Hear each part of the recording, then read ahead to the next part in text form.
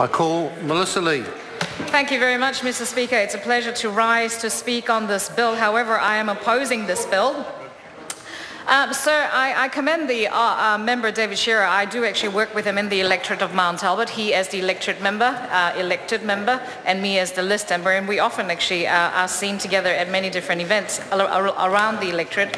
But for this particular bill, I have to say that I don't agree with him in that we should actually teach kids how to grow. I mean, well, I guess, you could teach kids how to grow vegetables, and you could actually teach kids how to cook food and learn how to make gravy. We used to have that in our curriculum. I think when I was in high school in Malaysia, there was actually a couple of years ago, we did actually have cookery lessons, and we also have typing lessons as well on a typewriter.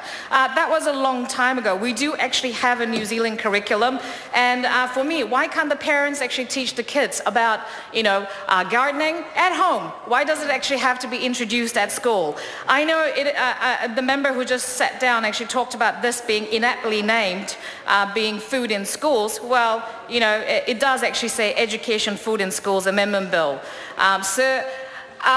Earlier, my learned colleague, Paul Foster Bell, talked about his life, his school life experience, and I just wanted to sort of go back to my childhood and talk about how different it was for me to grow up in a country like Korea in the late 70s. And, often people talk about, what was it like for you? How many kids were you in your classrooms and all that sort of stuff. And I often say that I grew up in a very normal Korean primary school. I only remember primary school because I was only there for primary school.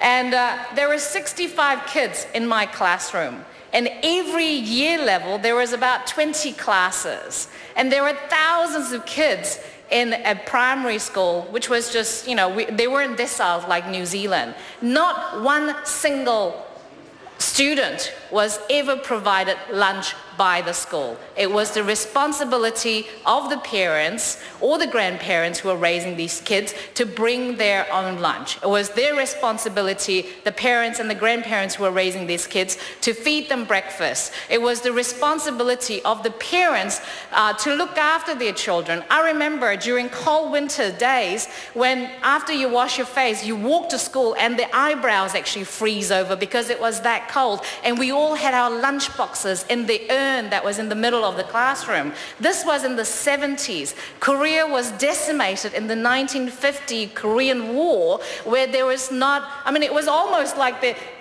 aftermath of the Christchurch earthquake. It was about children learning good education. It's not about learning how to actually grow your own food and eat it because you're hungry. Well, it should be the responsibility of the family. Not all poor children attend Decile 1 or Decile 2 schools. And earlier speakers have talked about the Kickstart program that the government's already funding, and over 3.4 million breakfasts have been served, and now it reaches about 26,000 children. And that to me is a little sad.